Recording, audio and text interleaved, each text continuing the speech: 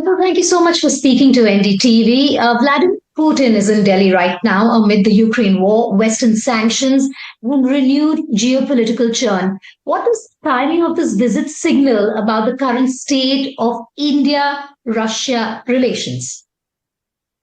I think it's a visit that's meant to reassert the continued strength of the India-Russia partnership. I mean, this is Putin's first visit to India in 4 years, and more importantly, it's his first visit since Russia's invasion of Ukraine. And so, this is a war that India has always opposed. It's made things difficult for India for a number of reasons. One being that Russia has gotten closer to China because of the war.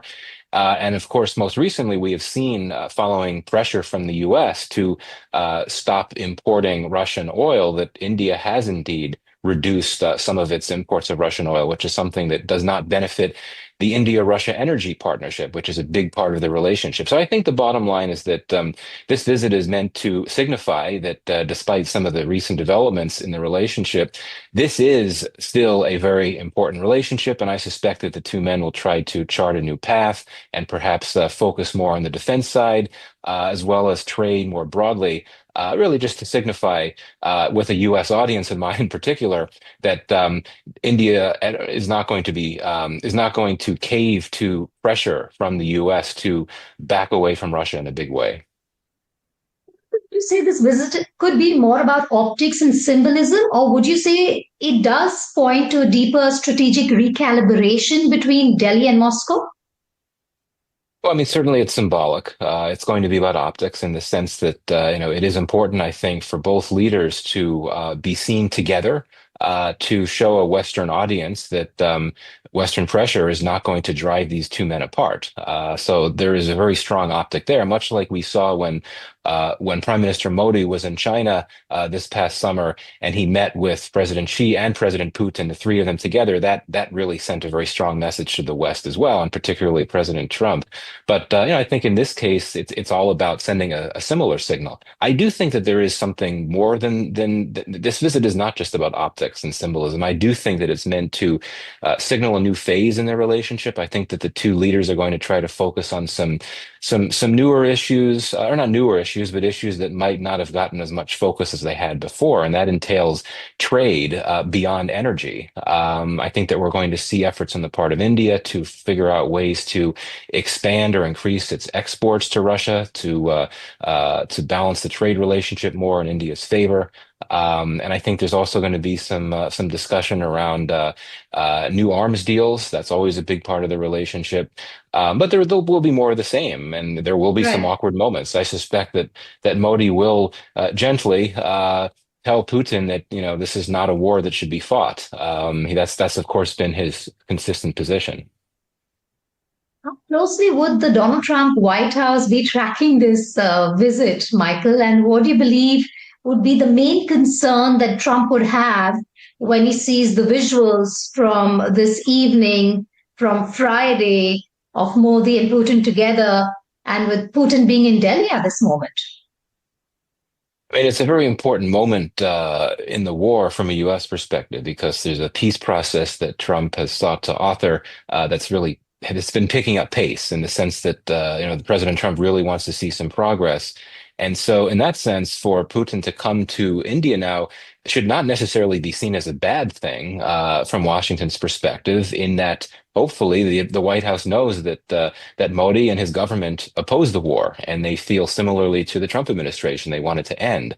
But since it's a delicate moment, I think that for the White House, there might be some concern that instead of Modi focusing this visit on trying to push Putin to agree to a peace process, that instead he's going to focus on strengthening partnership and looking for additional ways to do business together, which is not what President Trump would want to see at this point. Right. And would you say that this visit would, in a way, weaken the West's way of looking at things in terms of Putin being isolated? Would this visit to India weaken that perception that has been created at this point by the West? Well, I mean, if that perception was accurate, which it is not, then I think that yes, I mean, this would undercut that perception. But I'd like to hope that the West recognizes that Russia is not at all isolated. I mean, you could look at the BRICS summit several years ago that was convened by Russia, and you had dozens of countries that were there, which I think was a reflection of growing unhappiness among the global South and a number of countries outside the West that are not happy with the world order and the Western role in it. And then more recently, you have Modi and Xi and Putin meeting in China. So, I'd like to hope that the West does not think that that is actually the case. It's true that this is what the West wants to do. It wants to isolate him. But it's clear that clearly has not been successful. Though we are seeing some of these sanctions threats paying off, in that India is now starting to reduce a bit its oil imports from Russia. But bottom line is that Russia is not isolated, and hopefully the West recognizes that, or at least acknowledges it. About oil, let's just elaborate on that. India's Russian oil imports have fallen after the Trump administration imposed tough new sanctions on key Kremlin linked exporters. Now, with Putin in Delhi right now, Michael, how does this slump reshape the energy equation, if it does, between the two countries? And what would you say is Washington, D.C.'s reading on this? Well, I mean, clearly, the Trump administration is pleased to see that India has cut back. We've had seen some pretty notable cutbacks in Russian oil imports coming to India since the new U.S. sanctions on the on several key Russian energy giants went into effect. I think on November 21st. The fact that Reliance has essentially reduced significantly its imports of Russian oil, that's also I think a big deal from Washington's perspective. Um, but it's a complicated energy relationship. It was only after the war began in Ukraine that India began expanding in a big way its imports of Russian oil. It was actually importing a lot of American oil before that. And 2021, the year before the war, India was actually the top destination for American oil exports. So that suggests that Mhm. there could be a way to bring things back. But clearly the U.S. wants India to do more, and I think that as negotiations between the U.S. and India continue on a trade deal, I suspect that Indian negotiators will hear more on that front from the U.S. But again, I mean, we've seen significant changes from India in terms of its willingness to cut back, at least for now, on some of these imports. Marco remains a spine, if I may say so, of the India Russia ties, as fresh defense conversations talks are going to unfold while Putin is in India. Is Russia still India's most critical military partner, or is that era clearly evolving? I think in terms of strict numbers, Russia continues to be the top supplier of arms to India, but we've seen in recent years that India has taken on a policy of diversification where it's trying to increase its share of arms from other countries, and some of its most, not surprisingly, some of its most important other partners, the U.S., France, and Israel, have started to contribute more arms, and the share of arms coming from those countries has increased significantly, which suggests that over the long term, the trajectory of India-Russia defense cooperation might not be so favorable. If we could assume that the U.S.-India relationship will bounce back, which I imagine it will, we'll see arms sales continue there. Just recently, the U.S. and India signed a new defense framework agreement, which suggests that more to come in terms of arms sales. I think that Russia's war and the war in Ukraine, I think it makes it a bit more difficult, perhaps, to be comfortable that Russia will be able to continue to supply India with large platforms in a timely fashion, just because it's fighting its war in Ukraine. So, I think that the longer term prognosis for India-Russia energy, pardon me, defense cooperation is a bit fuzzy, is a bit unclear. But for now, in the immediate term, Russia continues to be that player, that key player, and so much of India's defense industry and defense technologies Yes. continue to be drawing on Russian material. So let's talk about the S-400 also for a moment. We're talking about defense, we've spoken about oil. How does the Trump led Washington view India continuing to induct and operate Russian systems like the S-400 amid sanctions on Moscow? Yeah, I mean, we're seeing an administration in Washington that is taking what for many is a surprisingly hard line on Hmm. India's business with Russia. I mean, President Trump has always taken a more moderate view of Russia compared to the Biden administration. He's signaled his admiration for Putin in the past.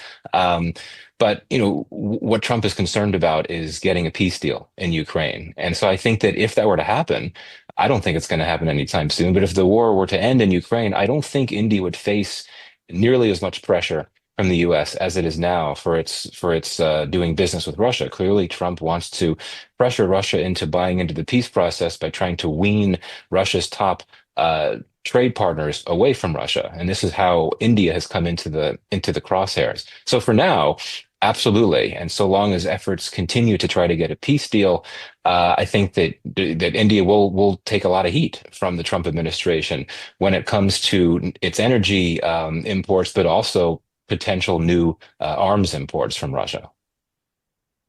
Well, I was speaking to an NDTV correspondent based in Moscow, and she was saying that when it comes to the Kremlin, they believe in their tie with China being absolutely separate from their ties with India. So let's move to China now. How central is the China factor to Putin's engagement with India this time?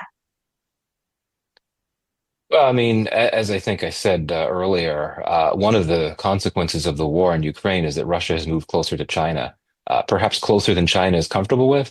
But this is clearly very concerning for India, given Hmm. its longstanding rivalry with Beijing.